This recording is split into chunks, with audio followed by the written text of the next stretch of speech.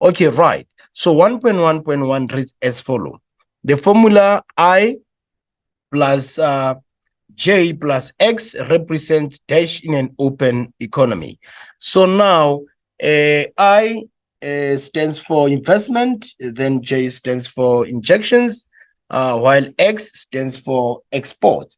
So now when we talk of an open economy, when you talk of an open economy, is the economy where foreign sector is actually included, but closed economy, we exclude foreign sector. We only consider only three market participants for closed economy. But when it comes to open economy, we take into account for market participants. So remember, these market participants are decision makers in an economy.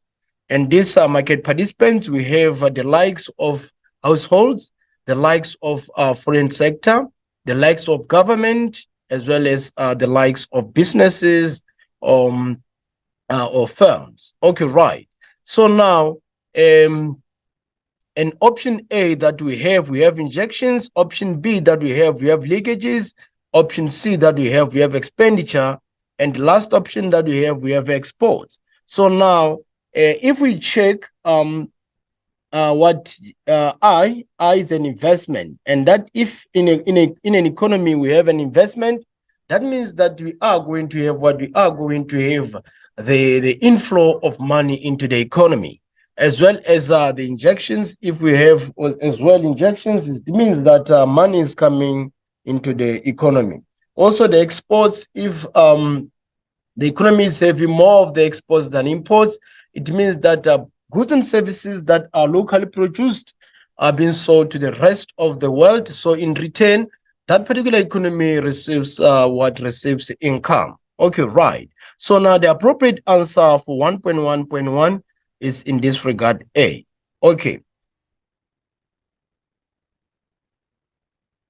Okay, right. So now moving on to the second question. Second question, we have 1.1.2. It reads as follows.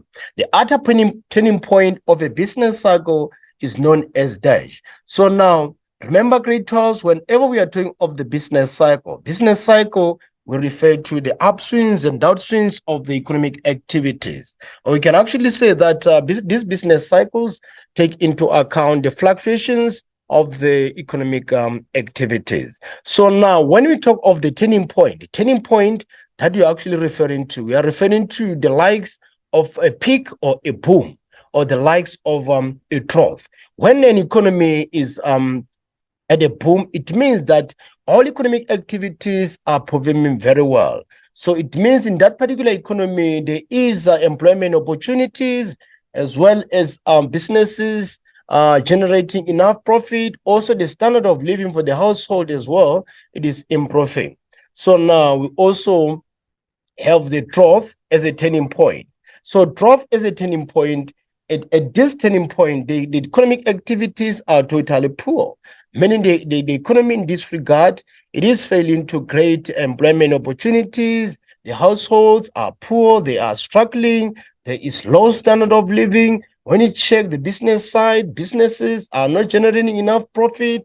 Also, when it comes to foreign sector, we have more of the imports than exports. While under a boom or a peak, that's where an economy is having more of the exports than imports. Remember, grade 12s, it is healthy for any economy to have more of the exports than imports. Why do we say that? Because when the economy is having more of the exports than imports, that is the indication that local businesses are able to generate enough goods and services that can satisfy local households, and then they can have the access that they can export to other countries, or they can have access that they can sell to the rest of the country.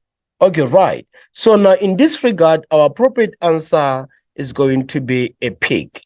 A peak is a turning point that you are referring to at this regard. Because now, if we check, let's check the diagram that I have.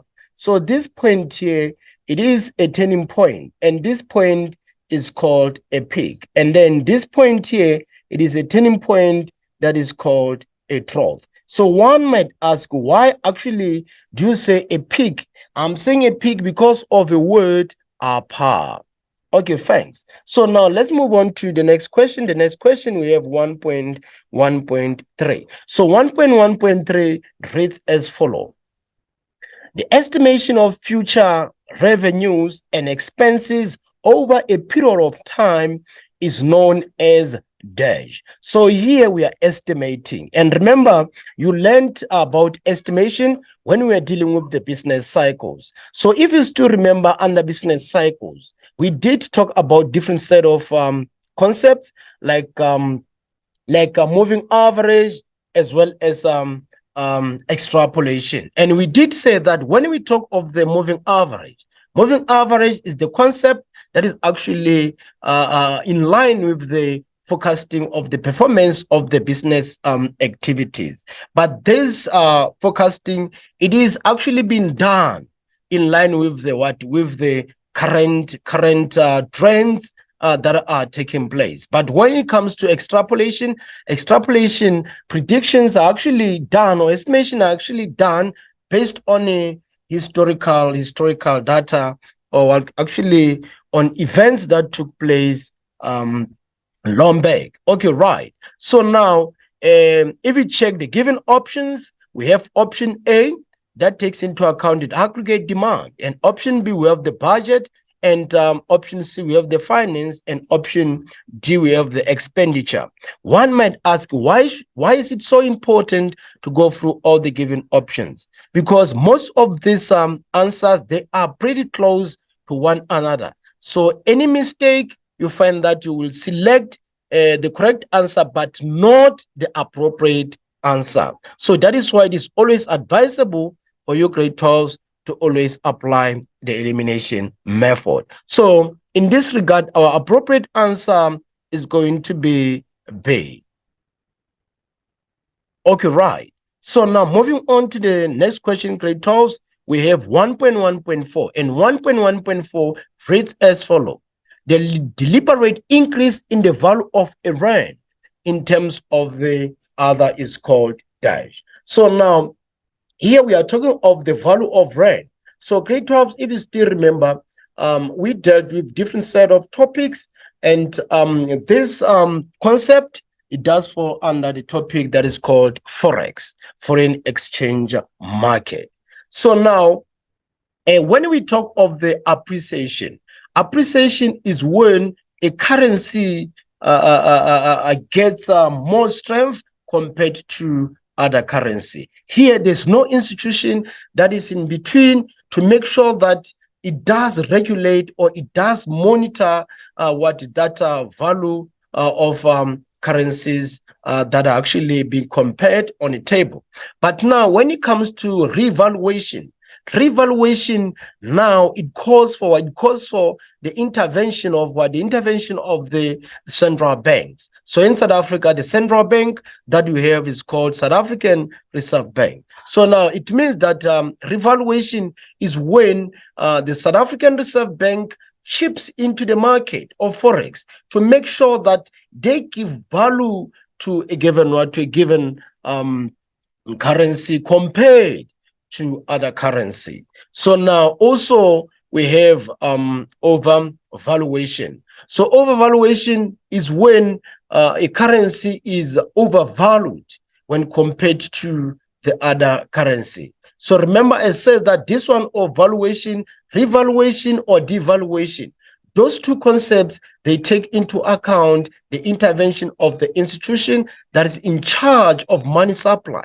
So in that regard, the institution that is in charge of the money supply is South African Reserve Bank or any central bank. So remember, grade 12s, only central banks are able to print out money. There's no other institution that can engage into printing out of money, or that can engage into regulation of the flow of money. Okay, right. So now let's check the appropriate answer that we have in this regard. So the appropriate answer that we have is a revaluation. Okay, right, grade 12s. So now moving on to the next question, we have 1.1.5, 1.5. So 1.1.5 reads as follows. The removal or reduction of restrictions on the free exchange of goods between nations is known as dash. Okay, right. So now remember here there is a removal. So it means that now they want to suspend the barriers when it comes to the flow of goods and services amongst different set of countries or just between countries. So now we also have free exchange. This free exchange rate is one of the types of exchange rate system.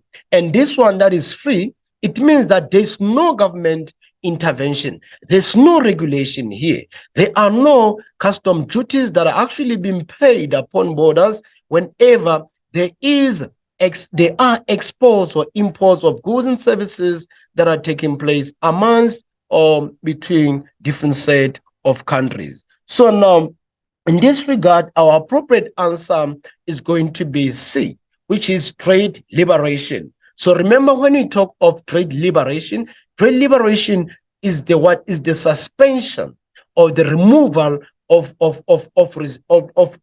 rules and regulations when it comes to the flow of goods and services between or amongst countries. So in this regard, it means that trade liberation takes into account the removal of restrictions when it comes to exports and imports of goods and services. Okay, right. So now our appropriate answer is going to be C. Okay, so now moving on to the next question. The next question we have 1.1.6, and 1.1.6 reads as follows.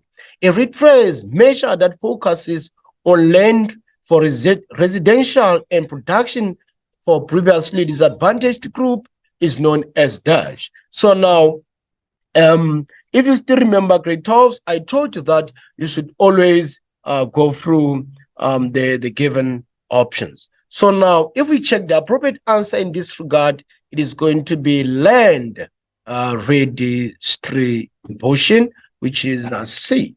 Okay, right. So now let's move on to the next question. The next question we have 1.1.7. And 1.1.7 reads as follows. A cash grant to build or expand physical infrastructure is a dash. So now, because of a word grant, this actually means that there wasn't any job that has been performed. Also, it shows that there wasn't any service that has been rendered. This was just the capital transfer. This was just the transfer of money without any work being done and without any service being rendered. So if we check, we have what we have: foreign investment grant. So foreign investment grant, this is the grant or the donation that comes from other countries, from the other spheres of the world. So in this regard, our appropriate answer is going to be C. Okay, grade 12, right. Let's move on to the next question. The next question reads 1.1.8. And 1.1.8 reads 1.1.7. Sorry, this is supposed to be D. Sorry, this is supposed to be D, which is critical infrastructure program. Okay, right. So now let's move on to 1.1.8. 1.1.8 reads as follows. An economic indicator measured by dividing the real GDP by the number of workers employed is referred to as labor productivity. Okay, right. So now moving on to the next question. Next question we have 1.2, and 1.2 reads as follows. Choose a description from column B that matches an item in column A. Write only a letter. An example is given there, A to I, next to the question numbers. Also an example is given there, 1.2.1 to to 1.2.8 in a given answer book. So an example, or a typical example, is as well given, which is 1.2.9 as J. So remember, grade 12s, I always tell you that whenever you are dealing with this matching concept, make sure that you go through column A to identify all the given concepts. Then from there, you go to column 1, you go to column B to check all the given description. Remember, in column B, you can either be given the characteristics, you can either be given the definitions, or given the explanations, or given the feature, or any function that is in line or in relation with the concepts that appear in column A. Okay, right. So now column A, we have the system of national accounts, we have the real business cycle, we also have a deficit rule, we also have absolute advantage, we also have quota, we also have economic growth. We also have a special economic zone. As well, we have prime interest rate. Okay, right. So now, if we check our 1.2.1, 1.2.1 is a system of national accounts. Before you can even go to column B, you must create that picture to check what is this system of national account. When we talk of the system of national account, it is nothing but a set of international guidelines for reporting statistics comparable across all countries. That is the system of national account. So now when it comes to 1.2.2, which is real business cycle here, we are talking of the macroeconomic model that suggests that fluctuations as a result of technological changes. Okay, right. So now let's check the next concept. Next concept, we have deficit rule. So now this deficit rule, it is the budget shortfall that not exceed 3% of GDP borrowing. That is our deficit rule. So now moving on, we have 1.2.4, which is absolute advantage. So when I'm coming across this concept, it reminds me of comparative advantage. So now, as a grade 12 learner, especially when you are about to land into examination now, you should always be in a position to distinguish between the absolute advantage as well as the comparative advantage. When we talk of absolute advantage is when a country has the ability, when the country has the ability to produce more of the outputs using the same resource like other countries. So that is the absolute advantage. So in that regard, then we can actually say that a country that is able to spend a country that is able to generate a certain outcome, having used a certain resources compared to other countries, then in that regard, you say that that country has more of the absolute advantage compared to other countries. Okay, right. Let me take an example. I'll take an example of South Africa as well as United States of America. Okay, say South Africa to produce 8,000 units, it does engage in 100 rand. So now also United States of America to produce 1,000 units, it does engage the use of 100 rand. So if you check these two countries, they have used the same resource of 100 rand. But now if you check the output is quite different.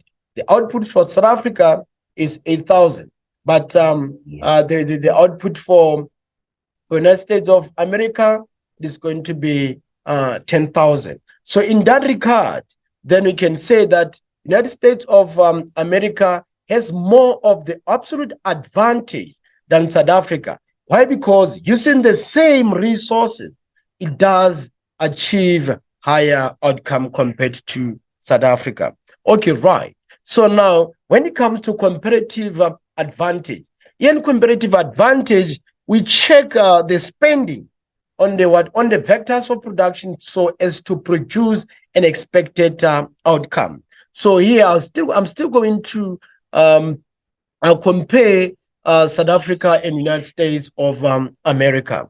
Say that for South Africa to produce 10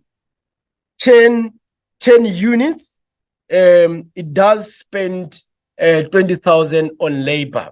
In United States of America, to produce 10 units, it does spend 10,000 on labor. So in that regard, we are going to say that United States of America has more of the comparative advantage when it comes to the production of those units. Why are we actually saying that? Because now, United States of America, it is spending less on labor, or it is spending less on vectors of production to attain higher outcome. So here, when it comes to comparative advantage, we check the ability of a country to produce higher output, engaging the use of less resources, or there is less spending. So grade 12, if you still remember under economics, we aim at maximizing the output together with the minimization of the spending. That's the motto of economics. We should always try by all means, we don't spend more, but we have to maximize whatsoever return that we have actually anticipated. So those are the concepts of the comparative advantage as well as the absolute advantage. Okay, right. So now let's move on to 1.2.5, which is a quota. So now, when we talk of this quota here, we check what the fixed and predetermined quantity that can be important among a set of countries. That is a quota. We check that quantity. I'll make an example of South Africa, even though I'm not quite sure of the quantity, but there are those goods and services that do have quotas upon borders there. Say you go to Botswana to buy a milk, then there will be a certain liters that you are allowed to step into South Africa with. Say, for typical example, a quota for milk, say it is 20 liter. If we're now in Botswana, you buy 50 liters of milk, then upon the borders, they'll only allow you to come in with what? With the expected quantity. The same thing applies with eggs as well. If in South Africa, they tell you that the quota of eggs is 10 trays, then it means that if you go to Botswana to buy trays, you're expected only to import 10 trays, not more than that. Because the moment you buy more than 10 trays from Botswana, and now you want to step into South Africa with those more than 10 trays, while a quota says 10 trays, then it means that they are not going to allow you to enter with those trays. They'll only have the maximum of 10 trays. Okay, right, grade 12. So now we have 1.2.6. 1.2.6, we have economic growth. So now we also have economic development, because economic growth and economic development, they are what? They are a pair. They always go together. So when you talk of economic growth, you refer to the improvement of production of goods and services by different side of businesses or firms. Here we only check the improvement in terms of production of goods and services. But when it comes to economic development, we check the improvement when it comes to the standard of living of the household. So it means economic growth takes into account the decision maker of the firms or the business, while economic development only takes into account a decision maker, which is the household. Okay, right. So now, if we check the options given here, for 1.2.1, we have option option E. So now for 1.2.2, we have option G. So now for 1.2.3, we have option F. And then for option 1.2.4, we do have H. So now when it comes to 1.2.5, we have B. And when it comes to 1.2.6, which is economic growth, we do have C. And then when it comes to special economic zone, which is 1.2.7, we do have I. And then when it comes to 1.2.8, we do have D. Okay, so now let's check the special economic zone. Guys, if you still remember, South Africa as an economy,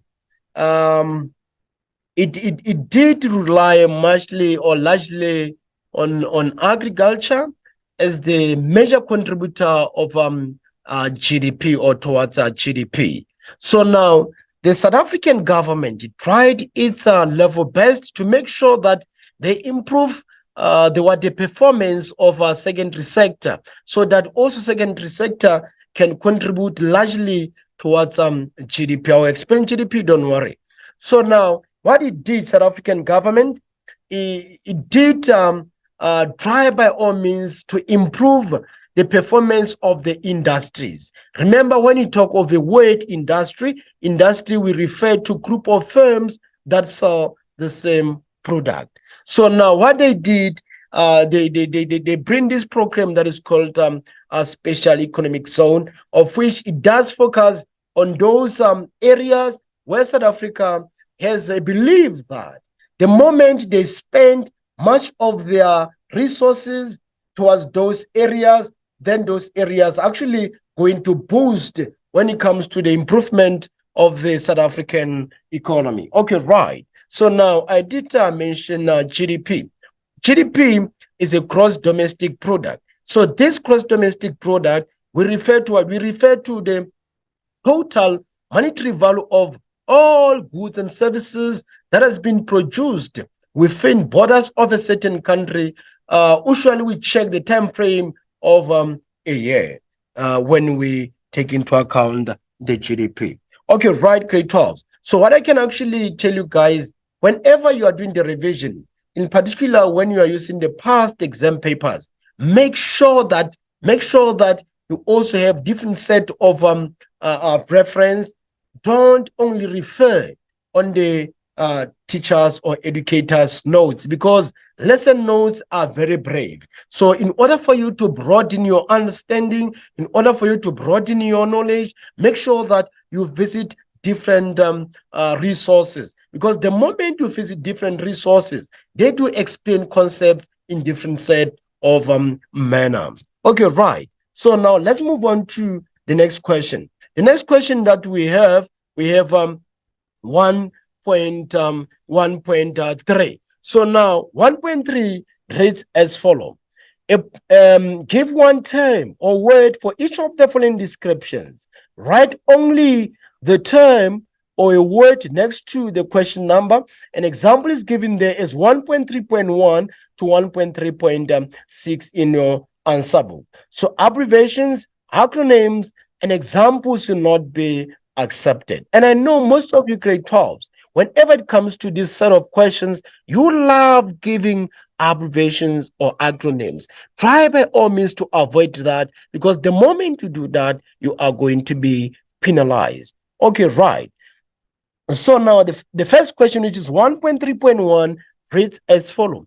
A portion of consumption that varies with disposable income. So now the appropriate answer that we have, or the concept that we have here, is nothing but in-use consumption. And remember, this in-use consumption that we are referring to that consumption where the spending is done by the household, where there is no earning of any set of income. Okay, right. So we are saying that this is in-use consumption.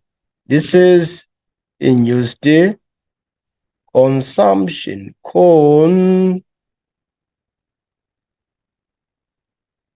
Consumption.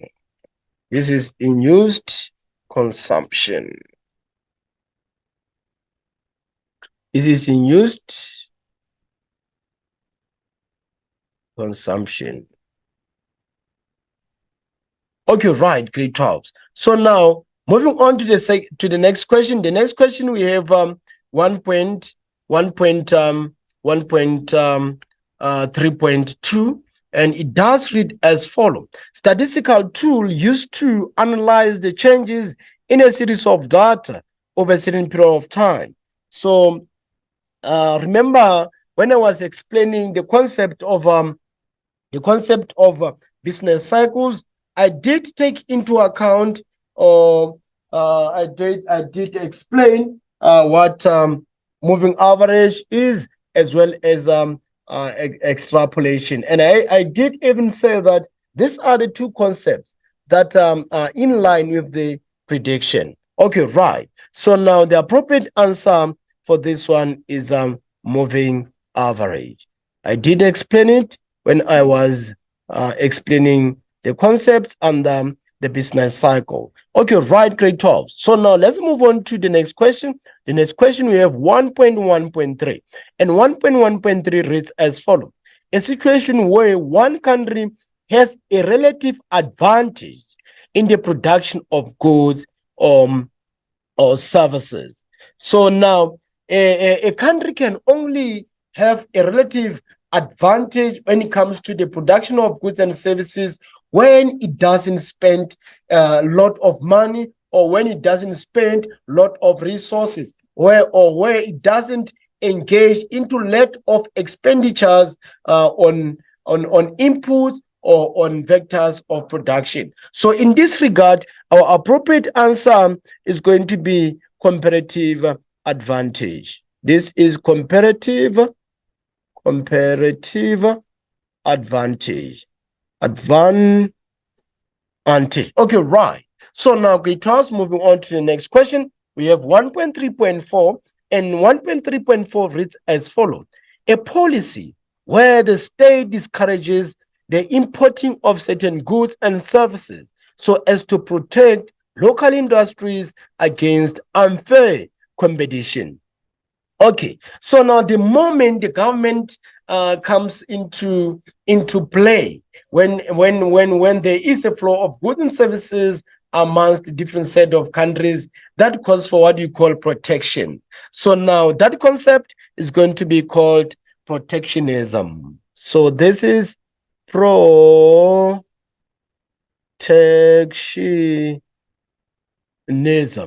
This is protectionism, where now the country is trying by all means to protect its industries. And remember, I did say that when you talk of an industry, we refer to different set of businesses that do sell the same commodities or the same product. Okay, right. So now let's move on to 1.3.5. So 1.3.5 grade 12 reads as follows. A government initiative to attract infrastructure and business investments to neglected and underdeveloped areas. So, okay, if you still remember, guys, when I was talking of the special economic zone, where the government tried by all means to identify the potential angles that can help them to improve the South African economy towards economic growth as well as economic development. So now, those initiatives, there are many, but now the ones that you are given here is called Special Development Initiative. This is ASHAL. Yeah, I know some of you love to say special. This is not special. It's Special Economic Initiative. Special Economic Initiative. Haha. Okay, right. So now let's move on to 1.3.6. An indicator to increase, an indicator to measure changes in the prices of goods produced locally when they leave the factory floor. So that is nothing but the producer price index. This is producer price index. Okay, right, great talk. So now, since we have already landed into the concept of producer price index, and remember, they fall under the umbrella of inflation. So I'm also going to discuss the issue of consumer price index. Okay, right. So now I'll start from the umbrella of inflation. What is this inflation? When you talk of an inflation, we actually refer to a persistent or continuous increase in the general price level of goods and services. I know most of you grade 12s, when it comes to inflation, when you say the continuous or persistent increase in the general price level of goods and services, when there is an increase in the price on the price of loaf, and you see there's increase on the price of banana continuously, you start saying that there is an inflation. No, that is totally not inflation, but it is called price hike. Why price hike? Because only two commodities prices are fluctuating, not all the commodities. So that is why we're actually saying that inflation is where the general price level of all goods and services what are increasing on daily basis. Okay, right. So now producer price index. So this one we check the spending of businesses or producers on their vectors of production. It means that if there is producer price index, it means that businesses or firms, they are now spending a lot of money on the vectors of production or the inputs that are necessarily needed when it comes to production of goods and services. So it means for businesses to produce goods and services, they keep on spending different set of amount, because now prices keep on changing. So now when it comes to consumer price index, here we check the basket of goods and services. So it means that now here consumers keep on spending a lot of money on different set of goods. Meaning producer price index takes the side of the producer, which is businesses or firms. But consumer price index, we check the spending or the fluctuation of prices on the side of those who buy goods and services, in short, the consumers. Okay, right. So now let's move on to the next question, grade 12s. The next questions that we have 1.1. So in particular, 1.1.2. So 1.1.2, it does read as follows. An injection into the economy will lead to dirge.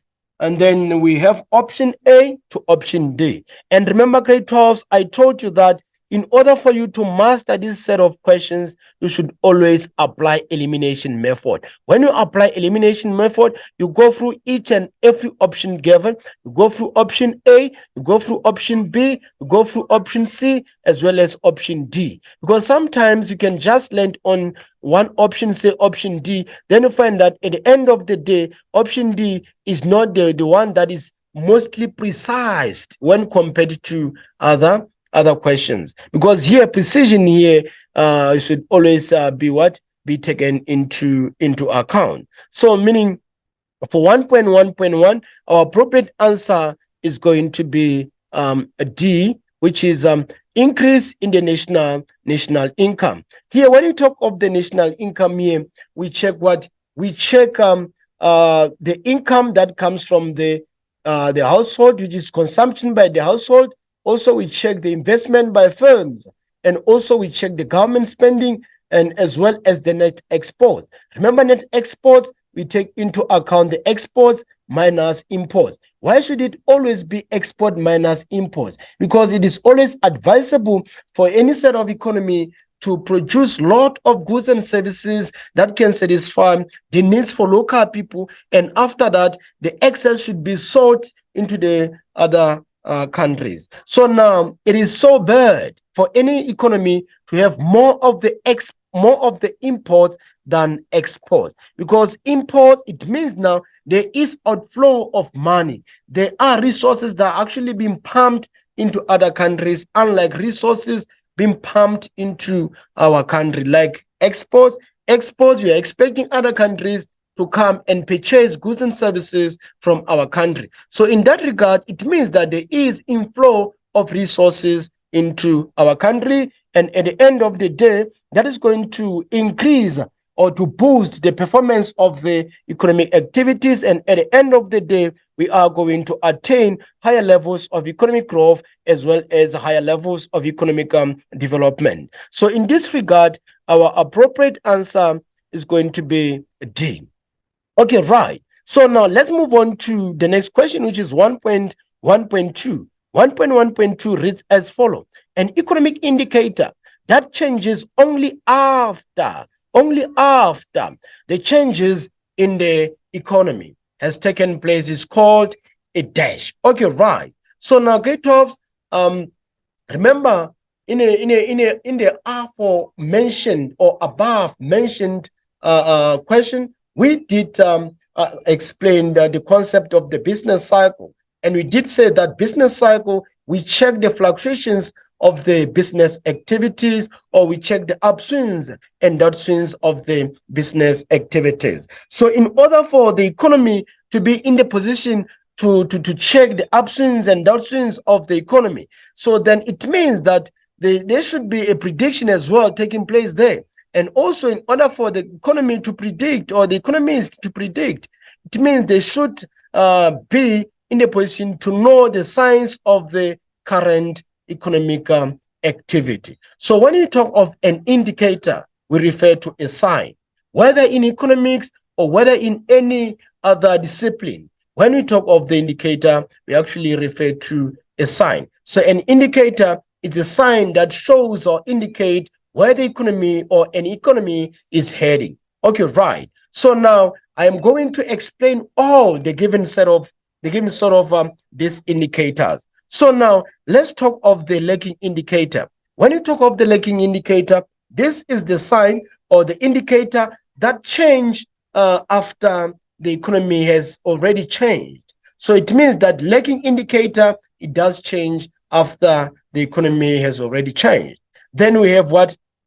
Then we have coincident indicator. Coincident indicator is an indicator that changes the same time there is a change in an economy. So it means this one, there is a simultaneous change. Once the economy changes, also this coincident indicator changes. So we also have a leading indicator. A leading indicator, this is the indicator that changes before there is any change in an economy. So it means that leading indicator is the one that can actually give you to predict way better than other indicators. Why? Because it does change before the economy can actually change. So we also have composite indicator. Composite indicator, it is an indicator that combines all of the indicator. It does take into account the lagging indicator, the coincident indicator, as well as leading indicator. Okay, right. So now, since here the question says that an economy indicator that changes only after there is a change in an economy. So as I said earlier, grade 12, that we have lagging indicator does change after the economy has changes. Coincident does change the same time with the economy. We have leading, it does change before the economy changes, and then you have composite, which takes into account all other three indicators. So because of the word after, it means that this calls for lagging indicator. And if you check out from the given set of options, our our lagging indicator appears as option A. Okay, right, grade 12. So now let's move on to the next question. The next question we have 1.1.3. 1.1.3 reads as follows. In the circular flow model, businesses dash. Okay, right. So now since we have actually landed on the concept of the circular flow model, I am going to explain to you what is this concept. When we talk of a circular flow model, this is the flow of production of goods and services. This is the flow of spending. And also this is the flow of vectors of production. So it means that when we are saying this is the flow, we are going to check how money flows between the market participants, which is the household, firms, government, as well as the foreign sector. Also, we are going to check how vectors of production do flow amongst those four market participants, and we are also going to check income as well as the expenditure. Okay, right. So now the question says, in the circular flow model, businesses dash. Grade 12, if you still remember, households are the primary owners of vectors of production. So households are the ones who do own a land. They are the ones who do own ownership. They are the ones who do own capital. They are the ones who do own labor. That is why we're actually saying that they are the primary owners of vectors of production. So it means that without households, we can't have firms. Without households, we can't have government. Without households, we can't have the foreign sector. So it means that households are the engine of this car, of this vehicle. Okay, right. So now let's check. We have option A, we have option B, we have option C, we have option D. Remember, grade 12s, I did tell you that you should go through all the given set of options, because most of these options, they are pretty close to one another. Okay, right. So now, in the circular flow model, businesses dash. So now businesses dash, they do what? They do sell products and buy vectors of production, of course. So it means in this regard, our appropriate answer is going to be C.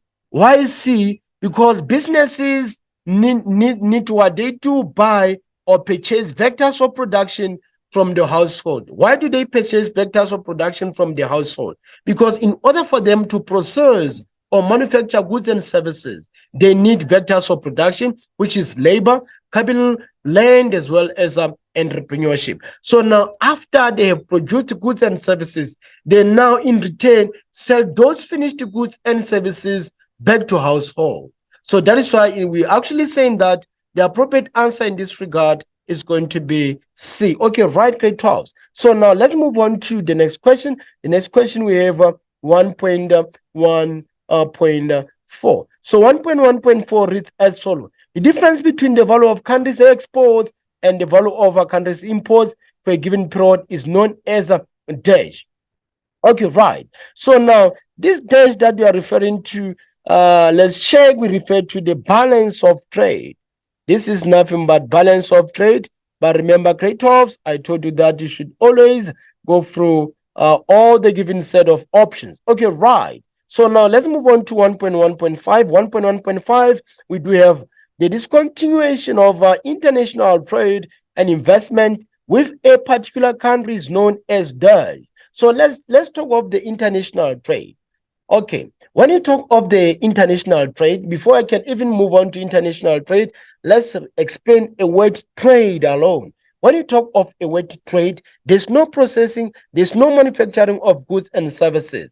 But in this regard, goods are actually being bought from the supplier with the aim of resale. Nothing is being processed and nothing is being actually manufactured. So now when it comes to international trade, it means now there is buying and selling of goods and services between countries. When we say between countries, it means now we are talking of two countries.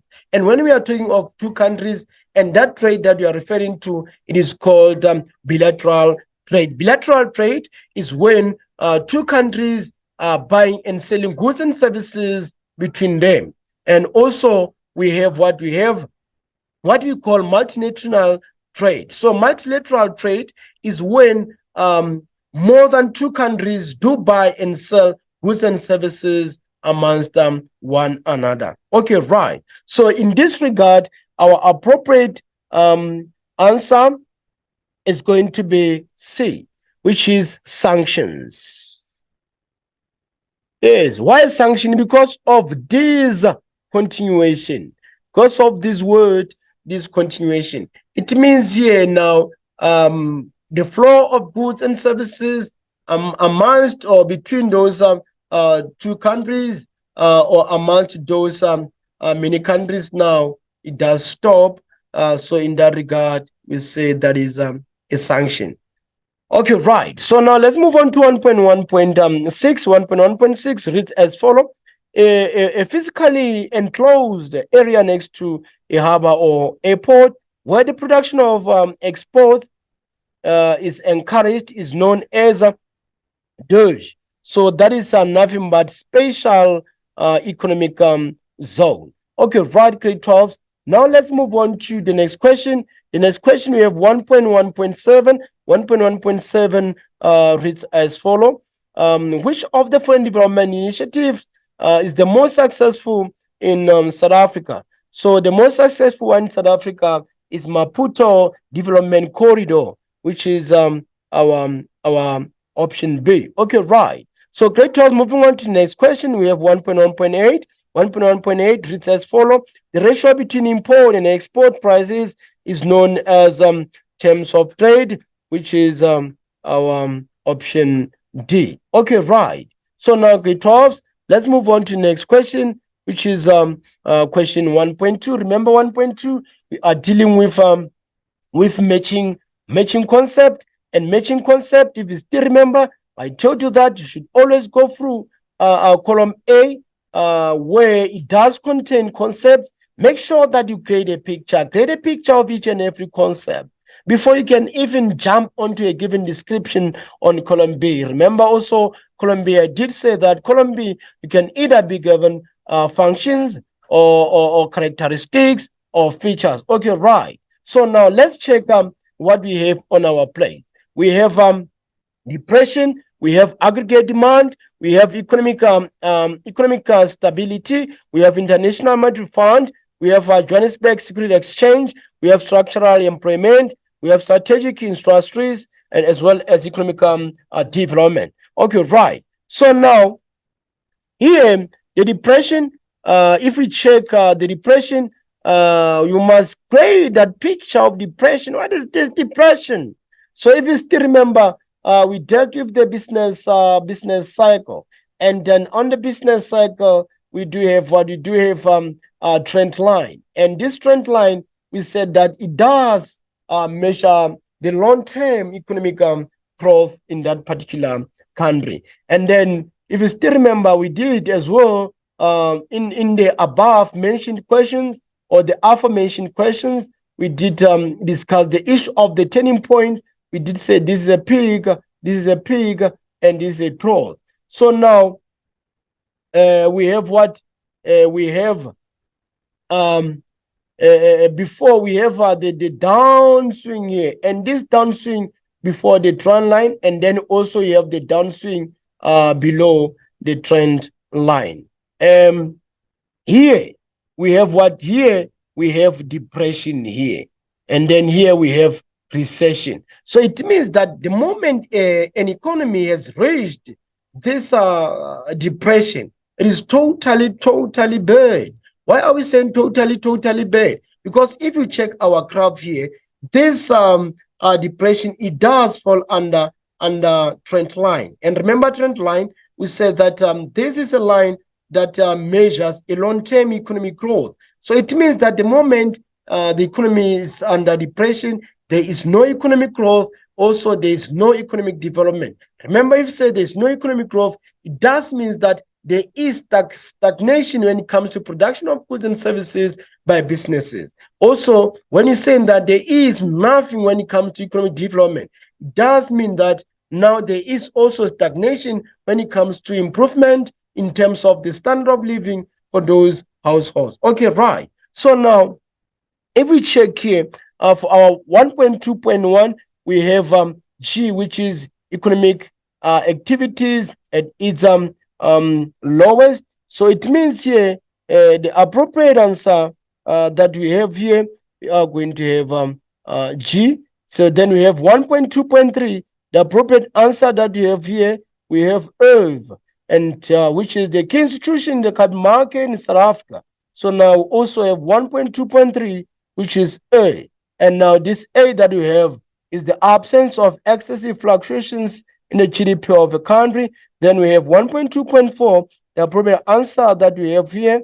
We have D, which is a world organization that assists countries with the balance of payment problems. Then we have 1.2.5. 1.2.5 calls for E. And then the E that we have, is a key institution in the capital market in South Africa. So now we also have 1.2.6.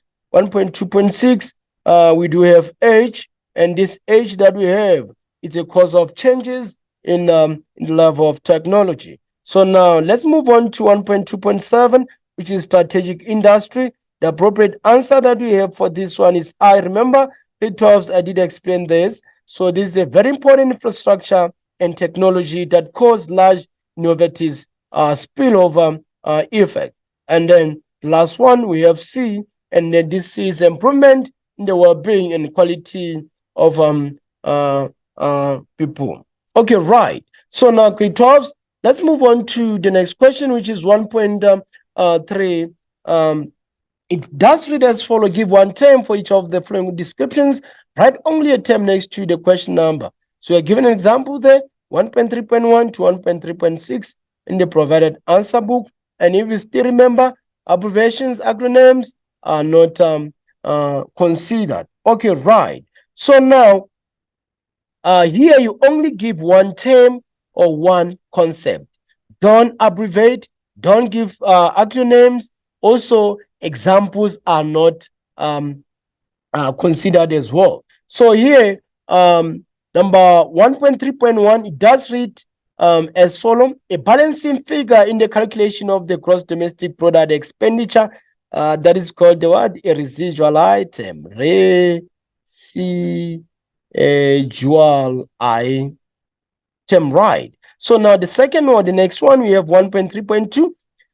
It does read as follows: the process of estimating an unknown value using a known value. I explained this when we were dealing with the business cycles and the prediction concepts, when I was explaining moving average and extrapolation. This is nothing but extrapolation.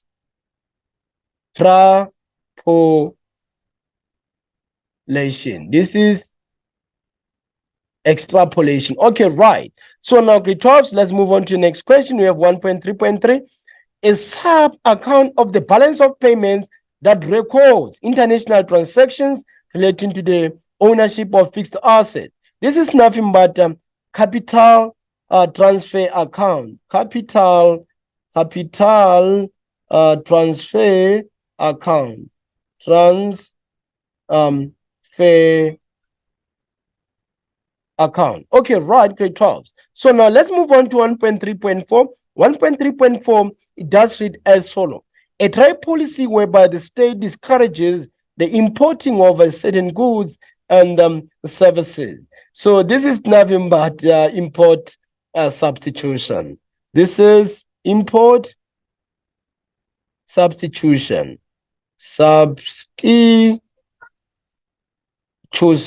Okay, right, grade 12. So now let's move on to 1.3.5. It does read as follows: an increase in the capital input in the economy at a faster rate than the increase in the labor input. So this is nothing but the capital deepening. This is capital deepening. Okay, right, grade 12. Now let's move on to 1.3.6. An area where economic activities are concentrated. That is called economic hub. This is called economic hub. Okay, right. So now, grade 12, let's move on to the next question. Next question, we have question 1.1, in particular 1.1. Okay, right. So now, when it comes to 1.1, 1.1, it does read as follow. 1.1 reads as follow. Okay, right. So now, an open economy is best described as a dash sector economy. Remember, when you talk of an open economy, it does include different sector. And the moment it does include different sector, in that regard, it means that you are going to have 4 market participants because of the fact that you have 4 decision makers. So that is going to call for number 4 in any option given. So if you check the options given, you have 1A, we have B2, we have C3. So it means our appropriate answer in this regard is going to be D. One might ask, why D? Because of 4 market participants. Because in an open economy, we have to include the what different sector. But in closed economy, we have what? We have the household, we have the firms, we have the government. There are only 3. But now open, now we include different sector that calls for what? For 4 in that regard. Okay, right. So now let's move on to 1.1.2. 1.1.2, it does read that follow. The vertical difference between a growth and then the next peak, it is referred to as a dash. It is referred to as an amplitude. Okay, right. So now, grade 12, let's move on to the next question. The next question, we have 1.1.3. It does read as follows. The lever curve shows the relationship between tax revenue and dash rate. So dash rate, it means what? It means dash. So now let's remind our brains. Let's remind our brains and what? And picture this gentleman Lever. If you still remember Lever, he does have what? He does have what? An argument when it comes to tax revenues as well as tax rate. So his argument, it is in line with tax when it comes to collection of revenues, and also when it comes to the rate that should be charged, or the rate that should be actually what? Tax. So remember, the rate, we are actually referring to percentages. So in this regard, the appropriate answer is going to definitely be A. Okay, right. So grade 12, let's move on to the next question, which is 1.1.4. 1.1.4 reads as follows. Financial capital held by the monetary authorities such as the central bank to finance the trading, this equilibrium is referred to as dash. Okay, so the appropriate answer that you have here is what? Reserve assets. So now reserve assets that we have is now option B. Okay, right. So moving on to next question, we have 1.1.5. The practice of selling goods in a foreign country at lower prices than in the other country of origin. Damn, this is called dumping. So now that one is straightforward. That is option C. Option C. Why are they selling them with the lesser amount in other countries? Because those are goods and services that are not needed anymore. So what do? They can just sell them with the lesser amount so that they can get rid of them. So in that regard, under economics, we say that you are dumping because you are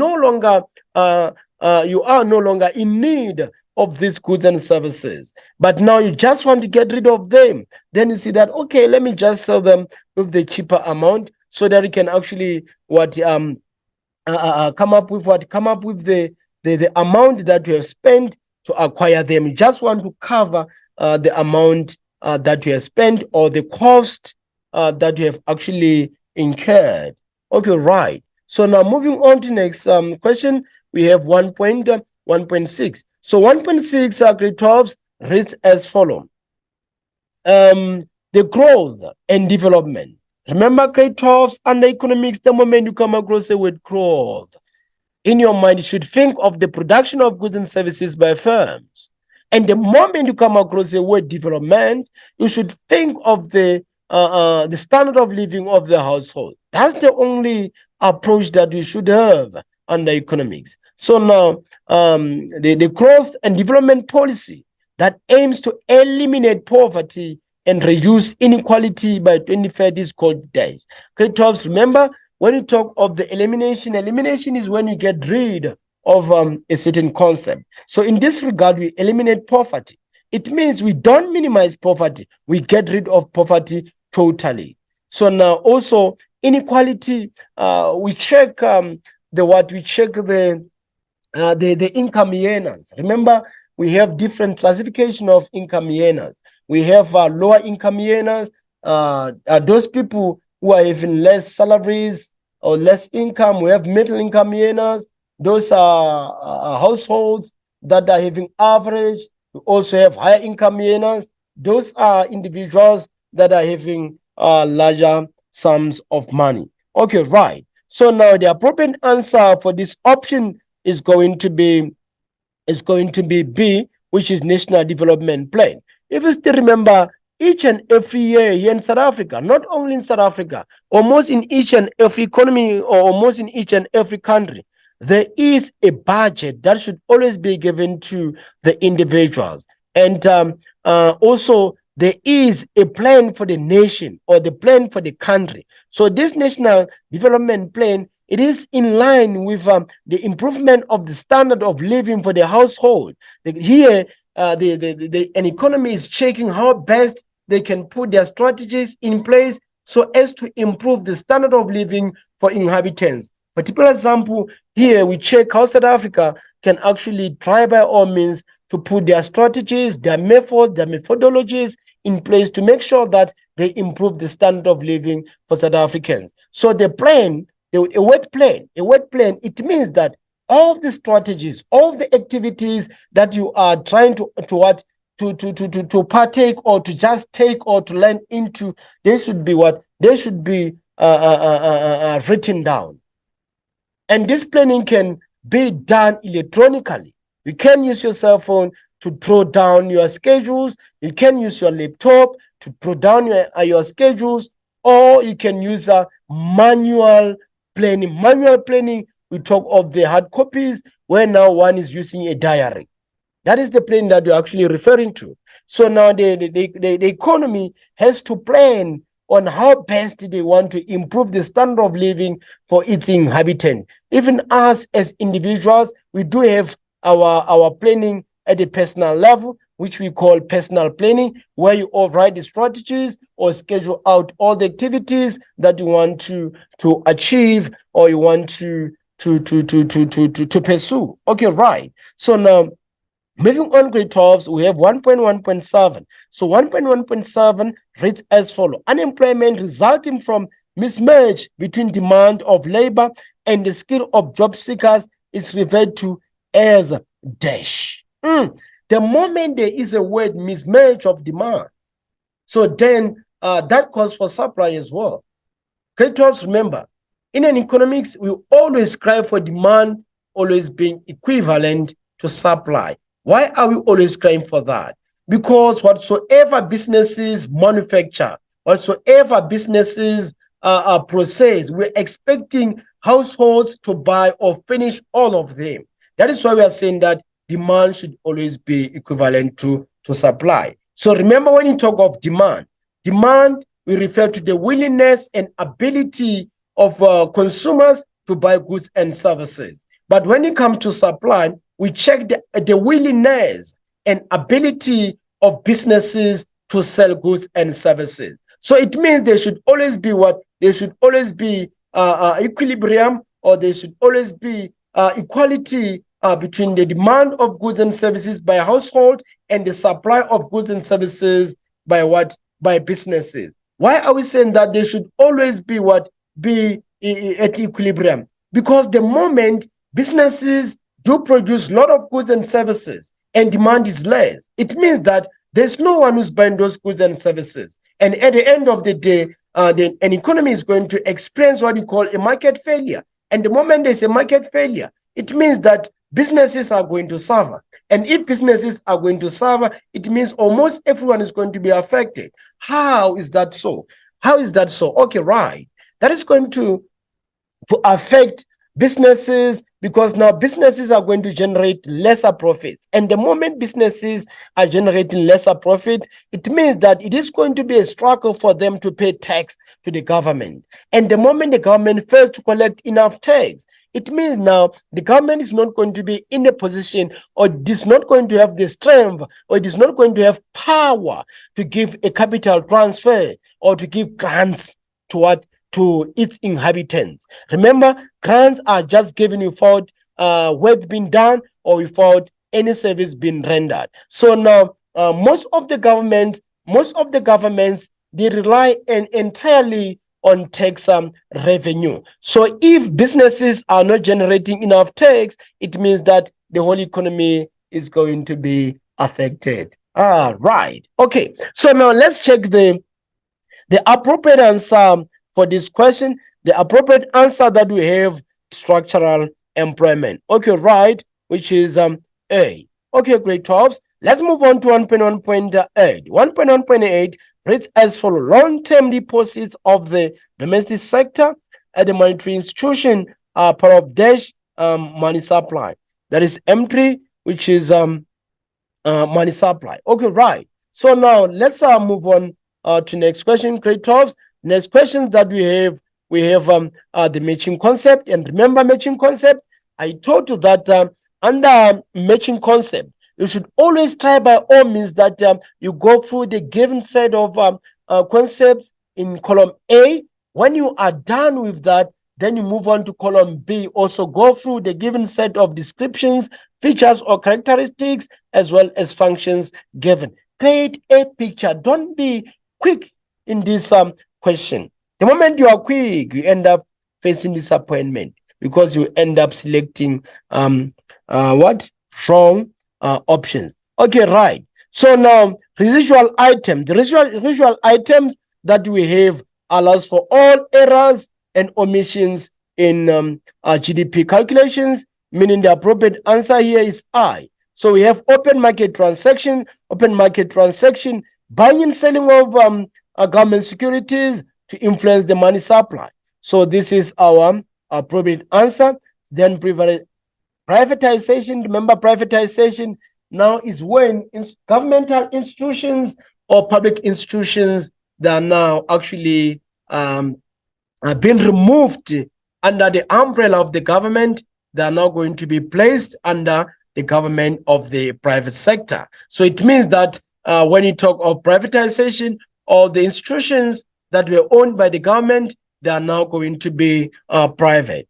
Okay, right. So now the appropriate answer in this regard is going to be transfer of ownership of government institution to ownership individual. So now our appropriate answer is age. So now we have 1.2.4, which is transfer payments. Our transfer payments, it is money received without any productive service rendered. Yeah, it's nice, just receiving without any service being rendered or without any job being done. So that is why when you talk of grants are being categorized under the umbrella of transfer payments or capital transfer, because money is actually being transferred from one platform to the next without service being rendered or work being done. Okay, right. So now we have 1.2.5, which is protectionism. Protectionism, here we have the trade policy that tries to keep the domestic economy safe by restricting the imports of goods and services rendered, meaning our appropriate answer in this regard is going to be C. Okay, right, grade 12s. So now let's move on to 1.2.6, where we have economic development. I did explain economic development in the aforementioned questions. Okay, right. So now 1.2.6, our appropriate answer is going to be B, the process by which the standard of living improves. Okay, right. Now let's move on to 1.2.7, which is regional development. Regional development aims to reduce the centralization of industries. So it means our appropriate answer in this regard, it is D. Okay, right. So now let's move on to 1.2.8. 1.2.8 reads as follows: life expectancy. So now here we check the time that an individual lives from the day he was born up until he dies. That is actually called the life expectancy. So now the appropriate answer for this is what? It is express the number of years a child born today is estimated to live. Meaning our appropriate answer in this regard is going to be A. Okay, right, grade 12. So now let's move on to the next question. The next question that we have 1.3, which reads as follows. Give one term for each of the following descriptions. Write only a term next to the question number. An example is given there. Also, grade 12, bear in mind that no abbreviations are needed and no acronyms are actually considered. Okay, right. So now 1.3.1 reads as follows. People who are able to make use of a good or a service without paying for it. These are called free riders. They ride for free. These are free riders. So under economics, everything has a price. Even lunch, there's no free lunch under economics. The moment someone invites you to come and eat lunch with them, under economics, we know that there should be something in return. That is why we say that there's no free riders and also there's no free lunch. Because we believe that as economists, everything has a price. Okay, right. So now 1.3.2 reads as follow. A policy that targets taxes and government expenditure to influence economic activity. Okay, because of the word tax and the word government expenditure, this calls for what you call fiscal policy. Fiscal policy, it is a governmental policy, meaning the government is the one in charge of this policy. And then this policy has two instruments. The instruments under this policy, we have taxation as well as government spending. So now, these two instruments, they should be used what? In a different set of manner. Once the taxes are high, then it means the government spending should be low. And also, if government spending is high, then it means taxes should be low. It depends on the structure as well as the movement of the economy or the status of the economy. For typical example, if the economic activities are at growth, it means that economic activities are not doing fine. There is poor or there are poor performances when it comes to those economic activities, employment poor, businesses, when it comes to collection of taxes, when it comes to collection of profits, they can't collect enough profit. And in return, they can't pay tax as expected to the government. So the moment the economy or economic activities are at growth, it means now there is a struggle there. Then the government has to use taxation and then increase its spending. So it means there should be a reduction in terms of tax levy or charges, and then there should be increase in government spending. So also when it comes to the peak or boom, then in that regard reverse is the case. It means at the boom or peak, the economic activities are performing well. There is enough creation of employment opportunities. Also, businesses are doing fine, and households are able to pay tax. The standard of living is fine. We have more of the exports than imports. Then, in that regard, then the government has to lower its spending, but increase tax. So, okay, right. So now, let me quickly also touch on the issue of the monetary policy, because we have started with the fiscal policy. So when you talk of the monetary policy is the policy where a central bank is in charge to stimulate the flow of goods and services. So now the instruments that the central bank uses to stimulate the flow of goods and services are what they are: interest rates as well as the money supply. In the same manner, under this policy, it does depend on the status of the economy. If the economy is doing fine, it means that now the central bank is going to increase its interest rates and then lower the money supply. But when the economic activities are burned or at a trough, it means now the central bank is going to it is going to lower the test rate. It is going to lower the interest rate, but increase the the money supply. Okay, right. Great talks. So now I'm really sorry for that, because I just wanted to put clarity when it comes to these policies, because the question only demanded the issue of fiscal policy. But you never know in the next question if the question will require you to touch on a monetary policy. That is why I thought it was of great importance to touch on the monetary policy. Okay, right. So here, the appropriate answer, as I did say earlier, it is the fiscal. This is a fiscal policy. Okay, right, great jobs. So now let's move on to the next question. Next question, we have 1.3.3. Exchange rate system can use forces of demand and supply. So this calls for what?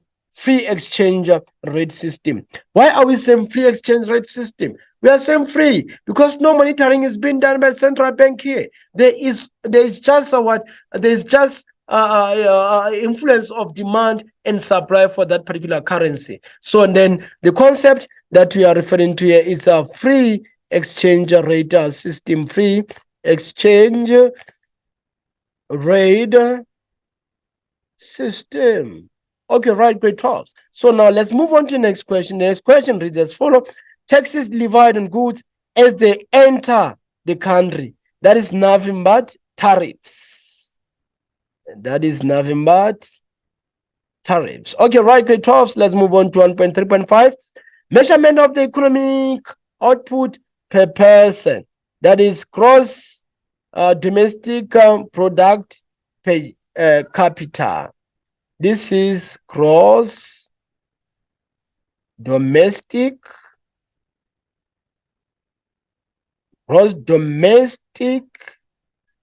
products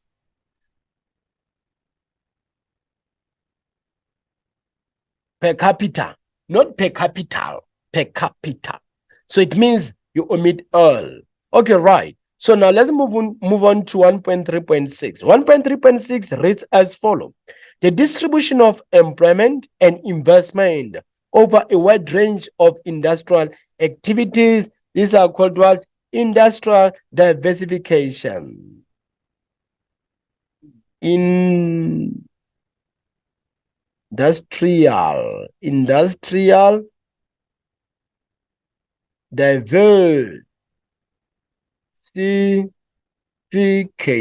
Industrial diversification. Okay, right, great talks. So now let's move on to the next question. Okay, right, great talks. Moving on to the next question, we have 1.1.1. A small initial change in spending that produces a proportionately larger increase in income in the effect. That is nothing but the multiplier.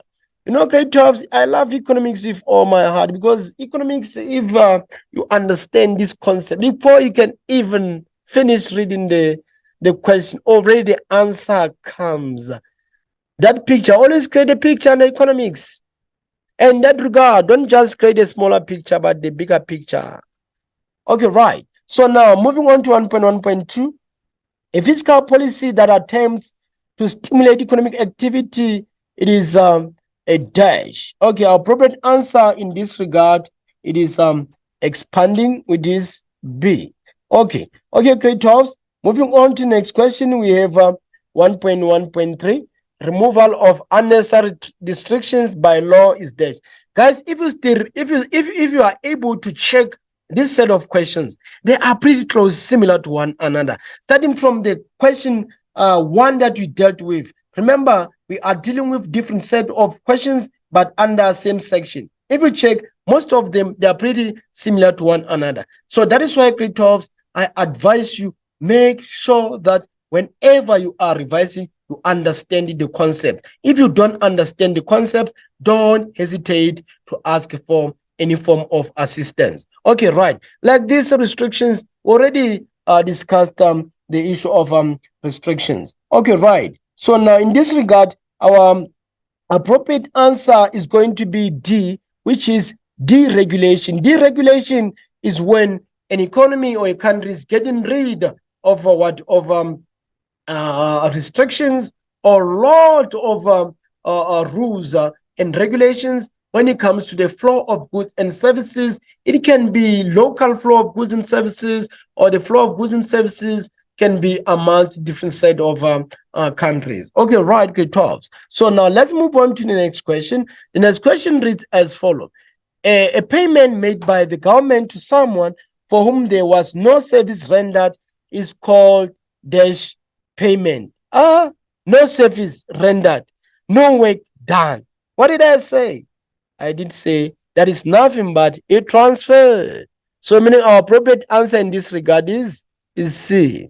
Okay, right, grade 12. So now let's move on to the next question, which is 1.1.5. And now this 1.1.5 reads as follows. The infant industries argument justifies dash. So we have subsidies, dumping, protection, deindustrialization. Okay, right. So grade 12, let me explain to you the meaning of this word subsidies. When we talk of a subsidy, we refer to the amount that the government has already paid on behalf of consumers to those businesses that do sell or produce goods and services. That is a subsidy. I'll come again. A subsidy, we refer to the amount that a government has already paid to businesses that sell goods and services or produce goods and services on behalf of consumers. That is the subsidy. I did explain dumping, I did explain protectionism and the industrialization. Okay, grade 12. So our 1.1.5 answer is going to be A, which is a subsidy. So our appropriate answer in this regard is going to be A. Okay, right. So now moving on to the next question, we have 1.1.6. Small, medium, micro enterprises create employment for dash unemployed people. So now, if we check here, people that can actually get employment because of small, medium, micro enterprises are those people who are falling under structurally employed, or they actually fall under structural unemployment. Okay, right. So now moving on to 1.1.7, we have this question that goes, regional development policies aim to reduce the effect of dash. That is actually going to be the effect of centralization. Okay, right. So now let's move on to the next question. The next question we have 1.1.8, and it does read as follows. A situation where trade occurs without government interference is called dash trade. So now the appropriate answer in this regard is going to be free. Why free? Because there's no government intervention. Here, there's no one in charge of the rules of the game. When it comes to the rules of the game, they are actually being provided by the demand and supply of those goods and services. Okay, right. So now let's move on to the next question.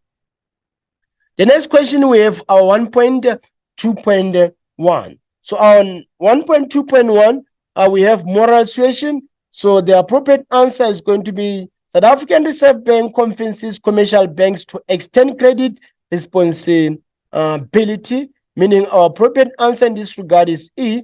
Then let's move on to parastatals. Parastatals, the state-owned enterprises that provide public goods and services, which is C. Then we have 1.2.3, which is free floating. Free floating, we have exchange rate system determine the market forces, which is A. Then we have custom-free incentives. So these custom-free incentives, we refer to imports of raw materials or intermediate goods that are not taxed at all, which is H. Then we have land redistribution. Land redistribution, we check the returning of land to those citizens who lost it due to discriminatory laws of the past. Okay, right. So now, moving on, you have structural unemployment. So this structural unemployment, we check job losses due to economic going into recession. I did explain this recession. Okay, right. Moving on to the next question, we have 1.2.7, which is exchange rate. So now this one of exchange rate, we have the net gold exports that are listed here because of the historical significance in South Africa. So it means our appropriate answer in this regard is going to be I. Life expectancy. I need to explain it in a previous question. Okay, right. Grade 12. Now let's move on to next question, which is 1.3. Okay, right. So now 1.3.1 changes of these indicators only take place after the economy changes, after the economy has changes. That on its own, it calls for what? It does call for lagging indicator. Remember, grade 12, I did explain the meaning of all of these indicators, what they do mean. I told you that when you talk of the leading indicator, it is a sign that changes before the economy has changed. Then we also have the lagging indicator. It does change after the economy has changed. Then we also have coincident. It does change the same time with the economy. And then we also have composite. It does combine all of those three indicators. Okay, right. So now 1.3.2 reads as follows. Individuals who benefit from public goods and services without paying for them. These are free riders. These are free riders. Okay, right. Let's check 1.3.3. Large-scale production activities whereby the entrepreneur's cost per unit decreases. That is called economies of scale. Okay, let me explain this concept of economies of scale, guys. Okay, we have economies of scale. We have constant economies of scale. Then we have these economies of scale. Remember, I said it earlier that under economics, we try by all means to maximize profits together with the minimizing of costs. Meaning we don't want to spend a lot, but we want to have higher results or higher output. Okay, right. So when you talk of economies of scale is when there is a higher output as a result of less spending. So meaning here, under economies of scale, there is an increase in output as there is a decrease in what? A decrease in the total spending. Okay, right. So now let's move on to 1.3.4. The institution that stimulate monetary policy in South Africa. So that institution is what? South African Reserve Bank. That is the institution. South African Reserve Bank is South African Reserve Bank. Okay, right. So now 1.3.5, the rate at which banks charge on loans to their most credit worthy clients. Okay, guys, let me explain these concepts before I can actually provide an answer for this. Okay, guys, we have two types of these interest rates. We have a repo rate as well as the prime rate. When we talk of the repo rate, we refer to the interest that is actually being charged by the what? By the central bank towards commercial banks like FNB, Standard Bank, Capitex, and the likes. So repo rate is charged by the central bank towards commercial banks. So when it comes to prime rate, it is charged by the commercial banks towards consumers. So it means now here this FNB bank, FNB bank, Standard Bank, Absa Bank, Capitec Bank, they charge what? They charge prime rate whenever individuals go to the bank to take out loan. So one might ask, how come a central bank is able to charge commercial banks repo rate? Okay, right. Guys, what I can actually assure you is that this money is that banks or commercial banks collect on daily basis, those deposits, they're actually being kept at the central bank. Their commercial banks, they don't keep any money there or any larger sums of money. So now, whenever they are or sometimes in short of money, they can also as well borrow money from the central bank together with some interest charged. Okay, right. So now let's check the answer. So in this regard, our answer is going to be a prime rate. Yes, I did as well explain what? Explain the repo rate, because the question will not always require the prime rate. Sometimes the question might require the repo rate. So that is why I think it's of a great importance to explain these two concepts. Okay, right. Now let's move on to 1.3.6. It does read as follows. The increase in the population number of cities in the country. In towns. So that is what? That is urbanization. Whenever urbanization, whenever we have urbanization, whenever we have large number of people live in rural areas to join towns or cities, then we call that urbanization under economics. Okay, right. So now moving on, grade 12s, we have what we have. This question reads as follows. Vector costs include deaths such as salaries and wages. So in this regard, our appropriate answer is going to be C. So moving on to the second question, which is 1.1.2. The open market requirement is an instrument of the Desham policy. So the appropriate answer in this regard is going to be monetary policy, which is B. So moving on, we have 1.1.3 that reads as follows. A plan of estimated government expenditure that covers a period of 3 years is known as a medium. So that one is going to be what? It is going to be medium-term expenditure framework, which is A. Okay, right. So now 1.1.4 reads as follows. The shortest business cycle with a duration of 3 to 5 years is called the Desham cycle. So that is nothing but kitchen. That is a kitchen.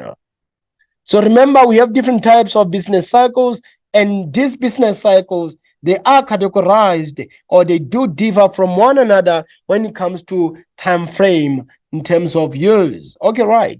Now let's move on to 1.1.5. 1.1.5 reads as follows. South Africa joined as a full member of the Dash Bloc countries in the year 2011. So in the year 2011, I know in the year 2011, there was a time South Africa joined BRICS.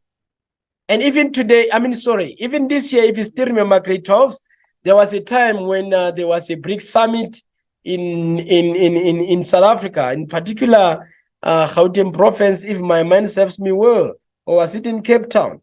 But I think it's 2 months, 2 months so, yeah, 2 months back. Yeah, the summit was here in South Africa. And if you guys, you do follow what current affairs, or you do read newspapers on daily basis, there are even other countries like Iran, Iraq, who are now eager to join this BRICS association. Okay, right. So now the appropriate answer for this is going to be what? Is going to be D. Okay, right. So now moving on to the next question, we have what? Next question, we have 1.6. 1.6, the policy that was first implemented in 1994 to focus on the provision of housing, water, electricity, and public health care, the poor is called. What's so important about 1994? What is so important about 1994? 1994 is so important because that was the time when ANC came into power under the leadership of Nelson Mandela. So now the moment ANC came into power in 1994, that's when they tried by all means to revise all the acts or the rules and regulation that was governing the country. They were trying by all means to make sure that those households that were previously disadvantaged, they are as well being accommodated in the economy. And also remember, before 1994, there was the apartheid era, and during apartheid era, most of these black people, black-skinned people, they were so disadvantaged. So now, after ANC came into power, it tried by all means to revise all the set of rules that were there in place. Then they tried to accommodate each and every person, regardless of the race, regardless of the language, regardless of the age, regardless of the height. They were actually trying by all means to accommodate each and every individual. Why were they doing that? Because before 1994, remember, black people were mostly disadvantaged. Okay, right. So now, in this regard, the appropriate answer that we have is going to be D, which is Reconstruction Development Program, which is RDP houses. RDP houses. That is Reconstruction and Development Program. Those are one of the what examples that ANC tried by all means to fix the moment they came into power. If you check today as we speak, how many RDP houses the South African government has built up to this far? There are so many. Okay, right. So now, why did they try by all means to build those houses? So as to make sure that they improve the standard of living of its inhabitants. Okay, right. So moving on to 1.1.7, it reads as follows. If the index of export price is higher than the index of import prices, it shows that the dash is positive. So that on its own, it shows that the terms of trade is possible. Okay, right. So now let's move on to 1.1.8. It does read as follows. The relationship between goods produced and the resources used to produce them is known as dash. That is what? Productivity. Okay, right. So now moving on to the next question, which is 1.2.1. 1.2.1, it does read as follows. Residual item, we have the figure used to correct errors in the calculation. Here we have I. If we check this residual item question, it has been repeating like no man's business. So it means that it should be in the position to understand this concept. So it can even visit different resources. Don't rely on the educator's lesson notes, because the notes normally they give a summary of the concept. They don't give the in-depth of the concept. That is why it is always advisable to use different set of resources, not entirely depending on one resources. Okay, grade 12, right. So now we also have endogenous reasons. Endogenous reasons in this regard, we check the vectors from within the market system that leads to changes in the level of economic activities, which is D. So now moving on, we have 1.2.3, which is price stability. Then we check the inflation rate of between 3% to 6% in South Africa. So now let's move on to 1.2.4, the free floating exchange rate. I did explain this one as well. Then the price of currencies determined purely by market forces or demand and supply. Then let's move on to 1.2.5, free trade area. So free trade area, in this regard, we said the member countries agree to abolish tariffs among themselves, but levy tariffs on non-members. Hey, okay, right. So now let's check 1.2.6, demand side policy. So demand side policy, we check the measures that are implemented to influence the aggregate spending in an economy. So in this regard, let me check the demand side policy. We check measures that are implemented to influence the aggregate spending in an economy. So in this regard, our appropriate answer is going to be B. Okay, right. So 1.2.7, we have skill support program. So now this one, we check the financial incentives aimed at helping to improve the quality of work. So in this regard, we have C. Then we have the system of national accounts. We have the United Nations recommends its use in order to standardize the calculation of social and economic indicators. Okay, right, grade 12. Now let's move on to the next question. The next question that we have 1.3. So this question reads as follows. A market for short-term savings loans, this is nothing but money market.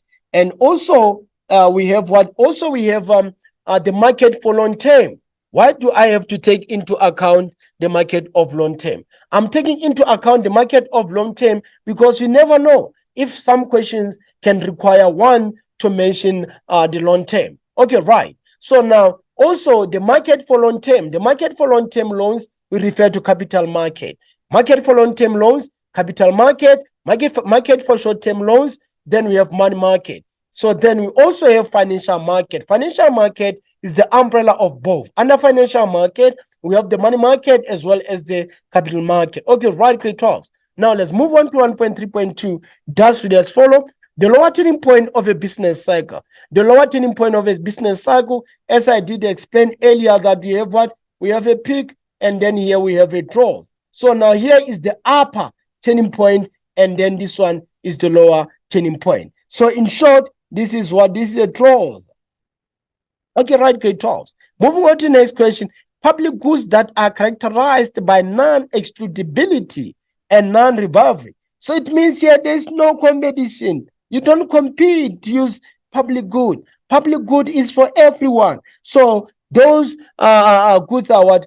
Those goods should be consumed by everyone.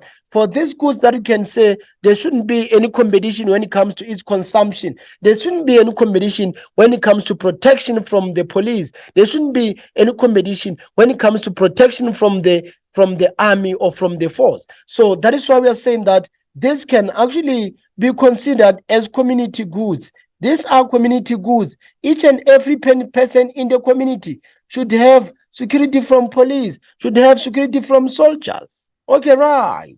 So now let's move on to the next question. We have 1.3.4. 1.3.4 reads as follows. The number of children per 1,000 births who die before the age of 1 year in a year. So these are what called infant mortality. This is infant mortality. Mortality. Okay, right, great talks. Now let's move on to 1.3.5. Indirect taxes that are levied on imported goods and services. So those are import duties. These are import duties. Now we have 1.3.6. The return of land to its rightful owners who lost its land due to discriminatory. This is land restitution. Grade 12, if you can check, economics is so simple. It is so simple. Restitution.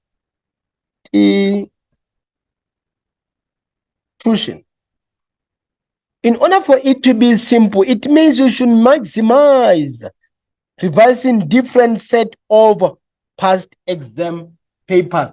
Don't rely only on one question paper or one resources. Okay, right. Various options are provided as possible answers to the following questions. Choose the correct answer, right? So 1.1.1, the type of consumption of household spending which is independent of income, it is called autonomous consumption.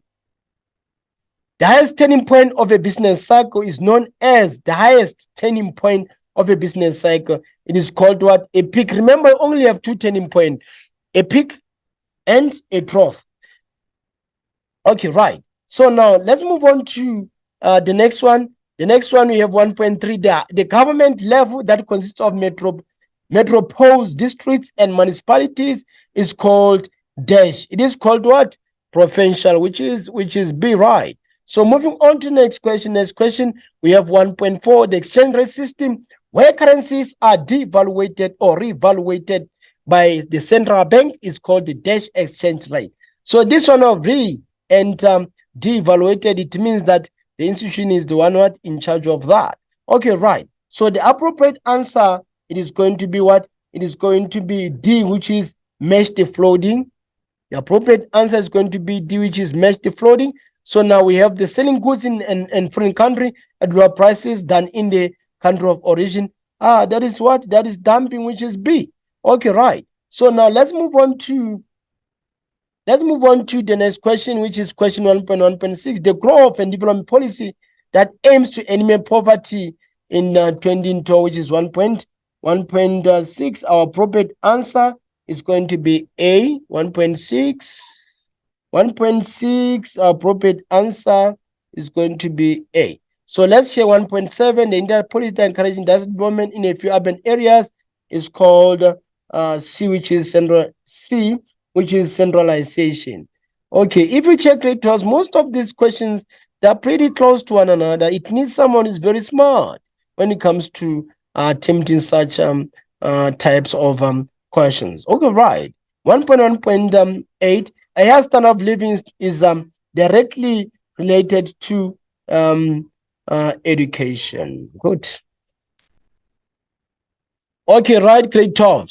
So now we have now landed on what? We have now landed on 1.2. So the multiplier that we are referring to in this regard, we have the change in what? The change in spending as a result in a much bigger change in income. Meaning our appropriate answer in this regard is going to be H. Then we have financial derivatives.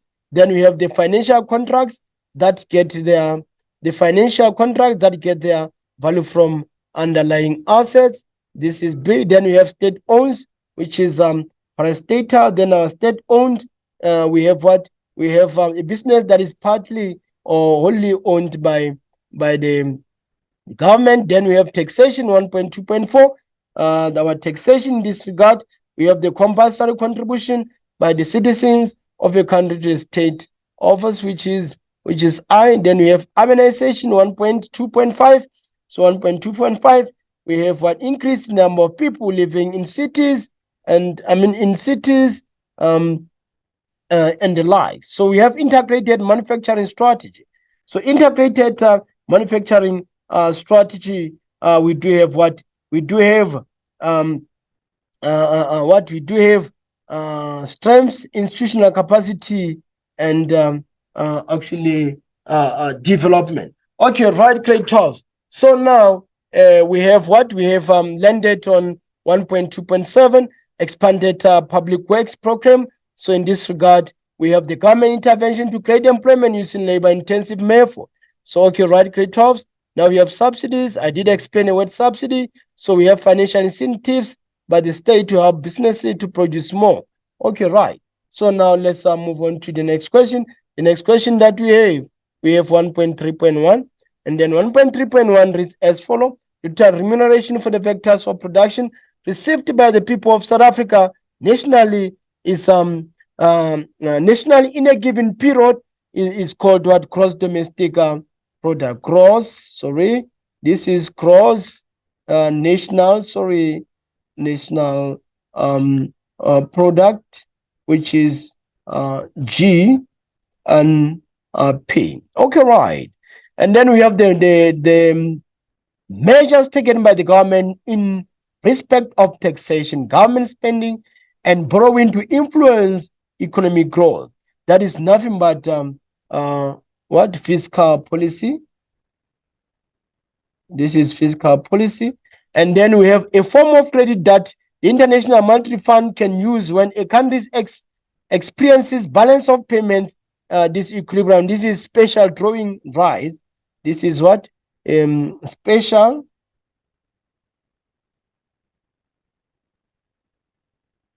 drawing right. Special drawing right. Okay, 1.3.4, we have what? We have a what exposure integration of economies with trade as a key element. This is nothing but globalization. Okay, right, grade 12. So now, a purpose-built industrial estate linked to an airport or seaport with export as the main objective. This is industrial development zone. Industrial development zone, right. 1.3.6, an increase in the number of people in a country. That is nothing but population growth.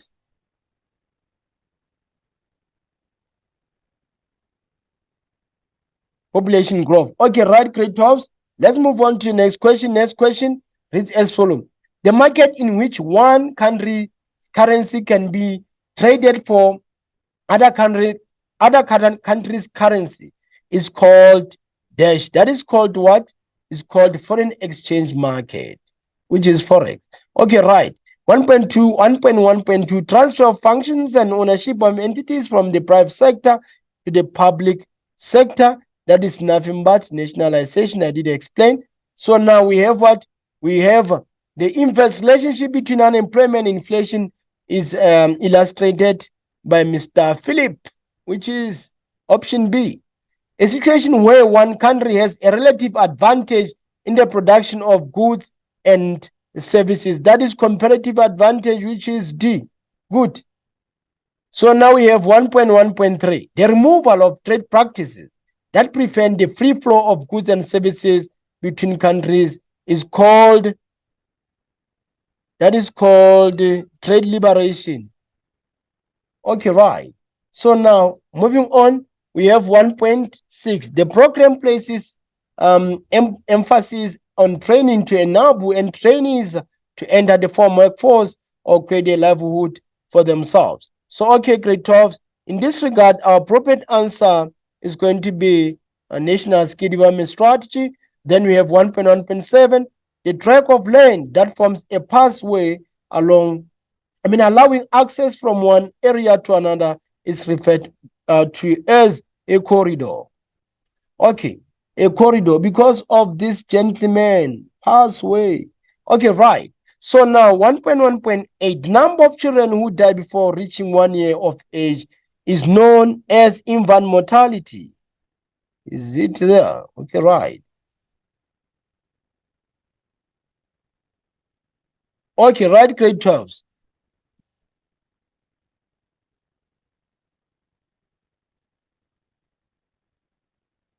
Okay, right, grade 12s. Then we have the last but not the least that we have. Give one term for each of the following description. Write only the term next to the question number. An example is given 1.3.1 up until 1.3.6 in the answer book provided. And also abbreviation and acronyms are not considered. Okay, right. So now let's check 1.3.1. An individual or a family of people that live together, have a joint income and make decisions together. That is what households. These are nothing but households. Indicators that give consumers or businesses and the state a glimpse of the directions in which the economy might be heading. That is a leading indicator. Leading indicator. Okay, right, grade 12s. So now we have the output per worker in a particular period of time. So this output per worker in a particular period of time we have, because of a word worker and the output, this calls for productivity. So now this is going to be labor. This is going to be labor productivity. Sorry? Okay, right, grade 12s. So now let's move on to 1.3.4. The worldwide interaction of economies with trade as an important element that is called globalization.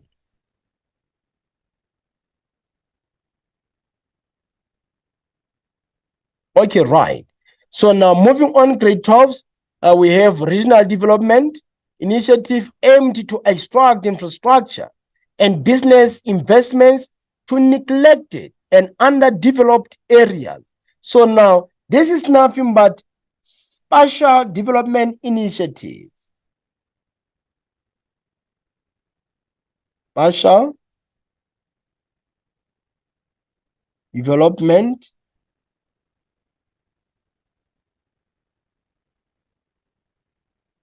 initiative. Okay, the last but not the least, the deliberate decrease in the value of the currency in terms of another currency as a result of central bank interaction, that is called what? Devaluation.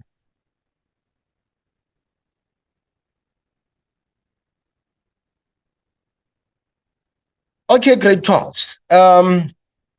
What I can actually tell you guys, whenever you are faced with a section A under economics, we are expecting you to collect all the marks. One might say it's not possible. Yes, it is possible. Only when you do what you do, refer to different set of textbooks or different set of writings. Don't only rely only on one resource, but rely on different resources. So now, grade 12s, I wish you all the best in your exams, and we're expecting each and every individual to score higher marks in section A. So in this regard, I'll see you in the next lesson when we are discussing other topics. So I'll